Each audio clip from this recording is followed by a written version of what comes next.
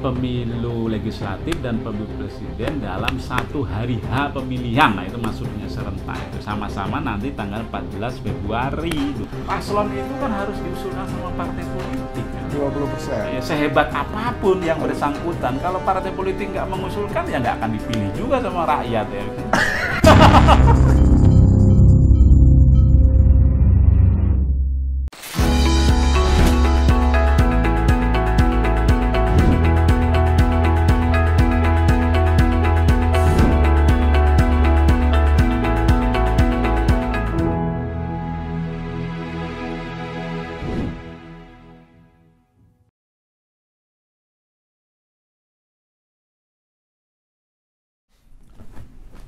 Kawan baik Nur Iswan Channel, jumpa kembali bersama Bang Zulfikar Arse Sadikin. Kawan baik, jumpa lagi dengan saya dan Bang Nur Iswan Sahalam. Nur Iswan Sahalam. Gini Bang Jol, Ya. kan Bang Jol itu lama di Komisi 2. Oh ya, lama. Ini sebentar lagi mau pilpres, pileg. Iya. Kalau nggak salah 14 Februari. 14 Februari Pileg Pilpres 2024, 27 November 2024 Pilkada seluruh provinsi kabupaten Bulan kota. apa itu? November, 27 November persisnya. Oke. Jadi sebagian akan pemilu serentak pilkadanya. Iya, semua 34 provinsi, 514 kabupaten kota. Wih, banyak juga. Iya, dan itu bersamaan tanggal 27. Oke. Kawan baik pasti ingin tahu political calendar atau kalender politik Ya, sampai 14 Februari dan tahapannya. Hmm. Sekarang itu, ya saya tahu Bang Jul udah nggak di Komisi 2 lagi. Ya. Tapi kan baru pindahnya, artinya pengetahuan dengan tentang kalender politik ini lengkap. Ikut Belum masuk ke menyusul. ruang komisi 11 saya. Nah, makanya, artinya ilmunya tuh masih hangat lah. Masih yang Jadi masih- yang di komisi 2 aja itu. Kalau hadis tuh masih soheh lah meriwayatkan kalender politik ya kan. Iya. Sekarang itu tahapannya udah sampai di mana tuh persiapan 14 Februari?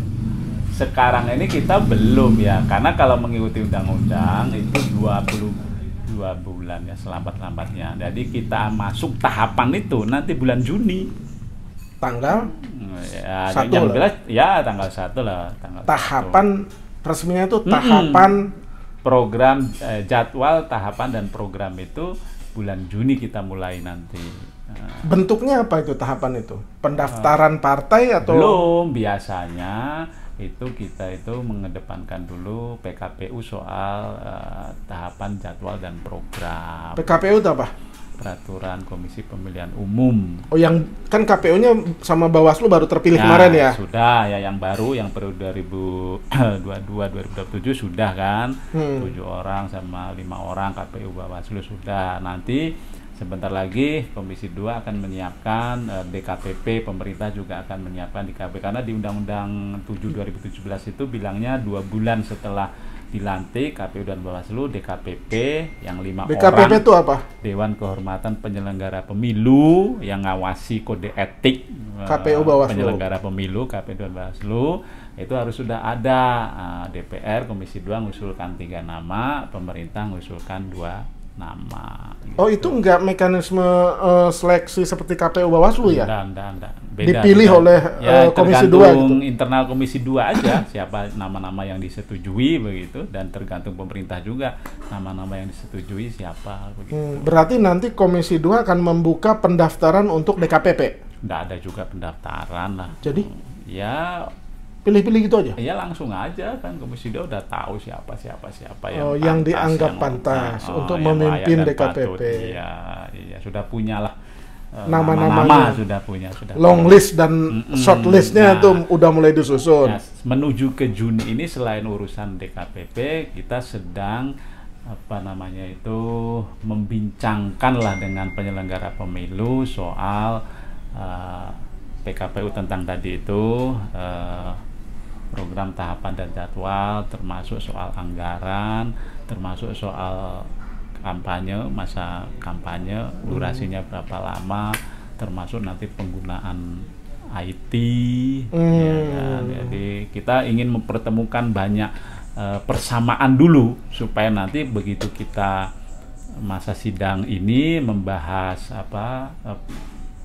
rancangan PKPU, kita bisa segera untuk pada saat nanti penyelenggara pemilu konsultasi dengan Komisi 2 DPR dan pemerintah bisa segera diundangkan itu PKPU yang sekarang ini masih dalam rancangan-rancangan itu.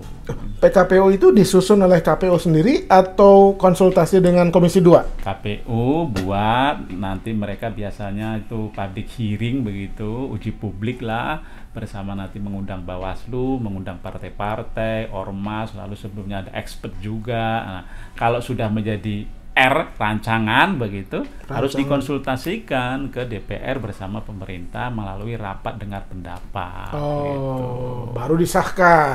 Kalau emang sudah oke semua, ada titik temu begitu, biasanya disempurnakan sedikit lah dari hasil konsultasi itu, diundangkan lah. Kalau itu sudah diundangkan, jalan lah. Maka sebelum Juni ini paling tidak ya PKPU tahapan, jadwal dan program itu harus sudah diundangkan. Karena Juni ini awal kita memasuki tahapan pemilu 22 bulan sebelum 14 Februari 2024. Juni itu ya. Setelah itu apa? Baru biasanya. Nah, kan nanti Agustus itu memasuki pendaftaran partai politik. Itu karena kan partai politik itu 18 bulan sebelum hari H. Nah, itu jatuhnya kira-kira bulan Agustus. Itulah proses verifikasi pendaftaran. Jadi partai yang sekarang punya kursi di DPR, partai yang dulu ikut pemilu, yang kursinya tidak di DPR tapi di DPRD provinsi kabupaten kota, partai yang tidak dapat kursi sama sekali, atau partai baru yang sudah disahkan oleh Kemenkumham, mendaftarlah pada bulan Agustus itu. Berapa lama verifikasi partai politik setelah pendaftaran itu? Biasanya 4 bulan. Karena 14 bulan itu sebelum hari H itu nanti akan ada penetapan partai politik peserta pemilu. Yang orang penasaran juga ini. Orang pengen daftar jadi caleg gitu. Wah, itu nanti kalau pendaftaran caleg itu kan 9 bulan sebelum hari H.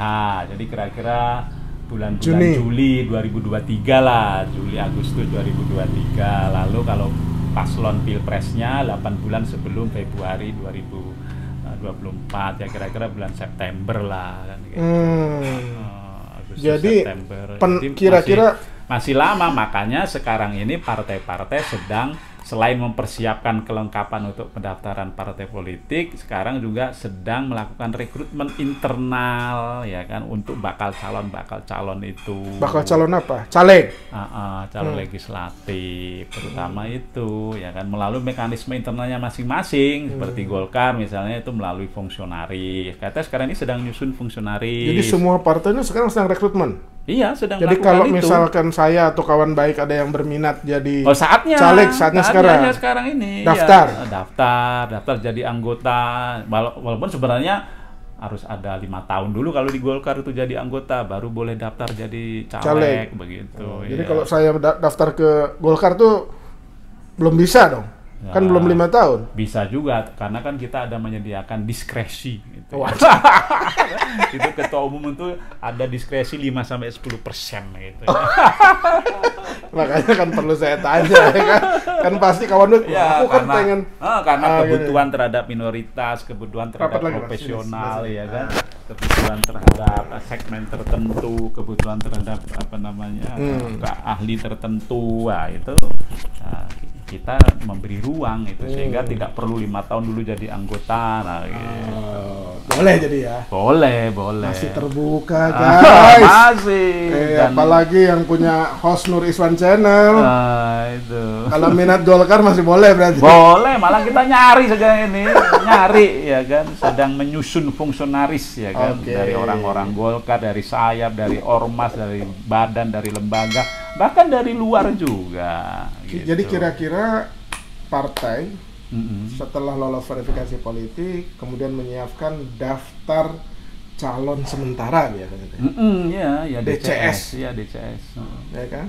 DCS. Kapan bulan. Itu 9 bulan. Jadi didaftarkannya DCS itu 9 bulan ya kan, sebelum hari H, sebelum 14 Februari. Kenapa harus ada DCS, DCT, daftar calon tetap? Kenapa?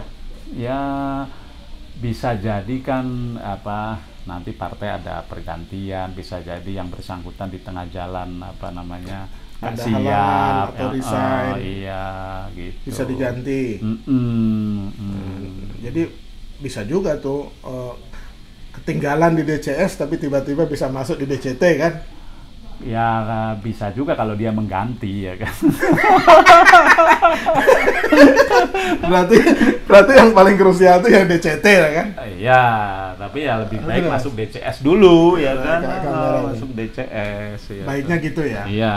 Lah berarti kalau udah DCS tuh kira-kira kans perubahannya sedikit lah gitu ya. Iya, sedikit, sangat sedikit ya kan.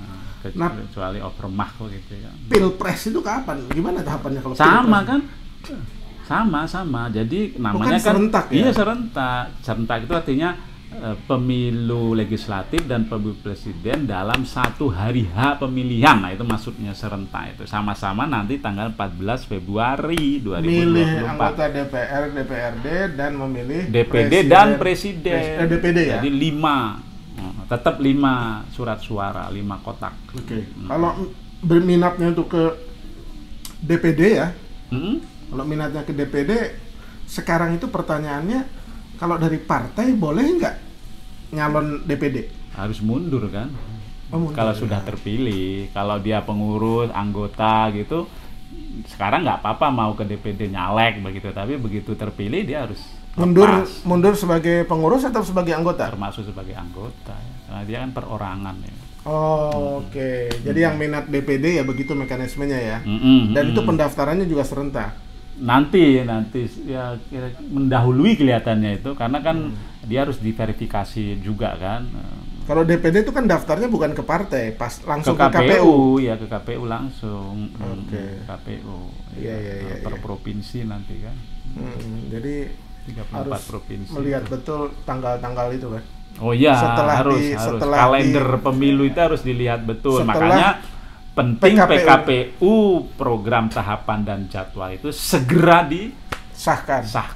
Sekarang belum ada tanggal, cuman ancer-ancer berdasarkan undang-undangnya. Ya, ancer.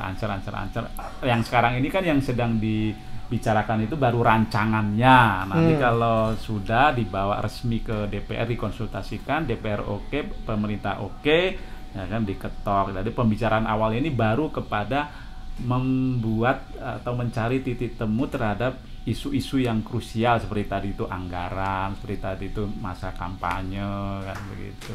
Jadi sekarang semua partai itu sedang siap-siap melengkapi dokumen administrasi partai. Seluruh kelengkapan peserta pemilu partai politik menjadi istilahnya peserta itu, pemilu. Kan? Iya. Nanti ada yang verifikasi administrasi, ada yang verifikasi administrasi dan verifikasi faktual. Ya, lapangan kalau itu. Kita yang sudah dapat kursi di DPR RI 9 partai ini hanya verifikasi administrasi. Faktualnya udah ada kan? Sudah ikut terpilih. pemilu kan, udah dapat kursi ya. Kecuali kalau partai baru dua-duanya itu mengalami faktual. Dan menjalani ya ada faktual juga dicek. Kan betul. Banyak juga nih partai-partai sudah baru lahir kan? Berapa? Kemenkumham itu terakhir 75 beberapa saya lihat itu baca berita. Tapi kan nanti berguguran ketika verifikasi faktual dan administrasi kan? Ya. Nah, itu bisa jadi kan. Pengalaman kita juga begitu ya kan. Karena tidak mudah untuk membuat partai politik bisa ikut peserta pemilu. Kalau hanya sekedar membuat partai politik kan bisa 50 orang aja udah bisa ya kan. Tapi untuk dia menjadi peserta pemilu kan ada sekian persyaratan yang harus dipenuhi. Nah, memenuhi persyaratan itu tidak mudah ya kan. Gitu. Golkar sendiri sudah mengambil langkah-langkah persiapan serius ya? Sudah. Golkar tuh sejak 2019 kan sudah melakukan konsolidasi ya kan, struktur ya, baik vertikal maupun horizontal. Insya Allah sudah bisa lah kita mendaftarkan diri secara lengkap gitu. Dan optimis Optimis lolos dan optimis menang, tidak hanya lolos kita ini. Menang pileg apa menang pilpres? Dua-duanya, karena kita sangat rindu menang dua-duanya itu. Belum pernah sejak reformasi kita menang kedua-duanya. Dan sekarang ini punya potensi untuk itu. Menang pileg dan pilpres. Ya kan? Tergantung calonnya. Kok tergantung calonnya? Kita kan udah punya calon. Siapa calon? Udah resmi ya? Sudah, Pak. Tinggal ditetapkan aja kan. Kalau calon presiden kita punya Pak Erlangga Hartarto. Cukup Pak kursi? Nambah satu partai lagi kan 20% kursi toh, itu 112. Nah, kita udah punya teman ya kan, P3 sama P3 dengan PAN itu kan. Paling tidak kan sudah punya dua. Ya sudah mulai dirajut lah kan, sudah ada kesepahaman kan gitu. Ya, kalau belum akan nikah deh. Tapi sudah punya jalan kan. Iya. Rintisan. Indonesia Bersatu. Itu. Masalahnya hasil surveinya belum 3 besar ketua umumnya. Iya. Tapi ada yang sampai sekarang pun belum punya partai, tiketnya belum ada ya kan. Bingung ya kan.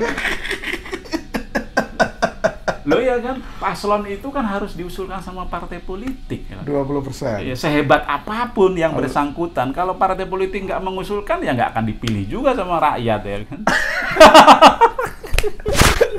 Bunyinya gini, capres dan cawapres harus diusulkan oleh partai politik atau gabungan ke partai politik ya kan. Makanya elit sekarang lagi pusing kan. Ngatur simulasi. Dari sisi itu Golkar percaya diri kan begitu. Golkar berapa persen? Golkar 9. itu 12 ya. 12,3. Jadi tinggal nyari 12 lagi lah. 8 lagi ya. Dan sekarang sudah ada P3 sama PAN ya, itu sudah. Kalau P3 PAN-nya lari, kan belum tentu lari jomblo juga. Dong. Yang jelas belum tentu lari, tapi sudah pasti akan bareng kan gitu.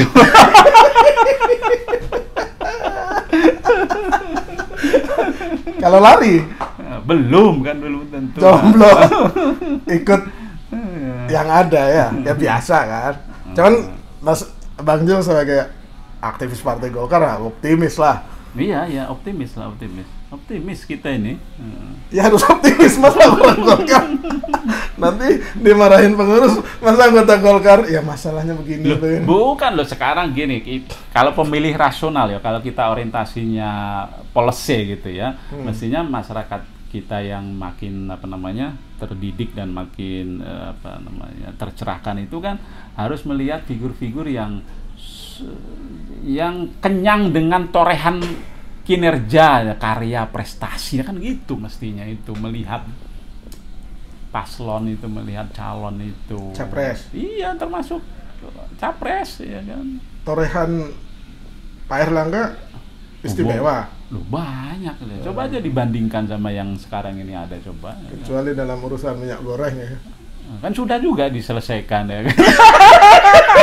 Langsung tegas kan gitu. Iya.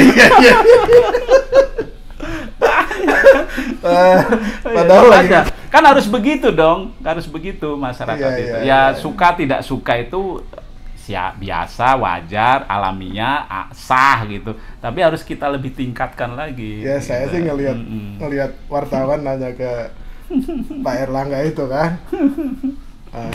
Linci udah tidak menjadi lagi tim asistensi saya. Kapan Bapak berhentikan? Lari dia nggak jawab. Loh, kan terakhir itu zaman Menko-nya bukan beliau memang kan yang bersangkutan itu, yang sebelumnya. Iya. Jauh bukan yang sekarang, bukan saat sekarang. Oh, bukan ya. Jadi aman lah. Jadi minyak goreng aman lah ini. Hah? Iya.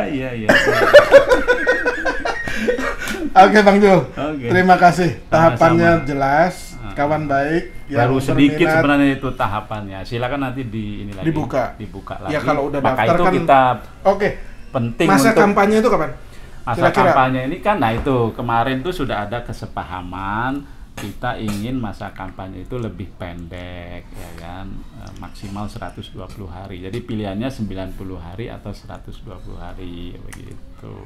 120 hari nah, itu sebelum masa tanggal kampanye pemilu. Nah, masa kampanye itu kan gini Bang ya, masa kampanye itu di undang-undang bilangnya 3 hari setelah ditetapkan sebagai peserta pemilu, ya kan, sampai sebelum hari tenang, itu masa kampanye. Oh, jadi kalau misalkan ditetapkannya Agustus, 1 Agustus itu langsung main untuk kampanye. Oh iya, tapi sampai kan 3 hari sebelum pencoblosan atau 7 hari. Yang ada minggu tenang tuh berapa hari minggu sampai tenang? itu kalau DCT itulah, DCT disahkan tek gitu. Kalau untuk caleg-caleg kan gitu. Langsung kampanye. Jadi 3 hari setelah itu biasanya tuh dapat nomor urut kan ada nanti tuh. Oh, 3 hari setelah penetapan DCT langsung kampanye sampai hari tenang, 1 hari sebelum hari tenang kan. Oh, oke. Tapi pembicaraan kita inginnya lebih pendek. Oke. Ya, lebih pendek lah gitu. Oke. Nanti detailnya maksimal 4 bulan. Detailnya lihat di PKPU setelah diundangkan itu. PKPU program tahapan dan jadwal. Makanya begitu Juni masuk tahapan, PKPU itu harus segera diundangkan supaya masyarakat terutama peserta pemilu jadi makin tahu apa yang harus dilakukan menuju 14 Februari itu. Sayangnya Bang Jul nggak lagi ikut pembahasan PKPU. Iya. Karena dipindah ke komisi 11. 11 itu Komisi ini dong, keuangan, perencanaan pembangunan, perbankan begitu. Oke. Bagus dong di situ. Ya menambah pengalaman lah gitu ya. Iya. Menambah pengalaman. Maju lagi. Insya Allah maju lagi. Dapilnya tetap Jawa Timur 3. Mudah-mudahan partai menyetujui. Oke. Bismillahirrahmanirrahim. Mudah-mudahan. Semoga lancar dimudahkan dan terpilih kembali. Kalau dicintai masyarakat di dapilnya. Nah itu mudah-mudahan. Kalau nggak dicintai kan nggak terpilih. Ya itu maka itu. Sejauh ini optimis. Optimis, ya. Oke. Optimis. Terima kasih Bang Jo. Sama-sama Bang Durisman, dan mudah-mudahan Bang Durisman juga sukses dengan ikhtiarnya di bidang apa ini? Pangan ya. Pangan. Macam-macam lah. Menghadirkan kedaulatan pangan ya, kemandirian pangan. Doa dan saling mendoakan yang penting. Insya Allah. Jadi bermanfaat dalam profesi dimanapun kita berada.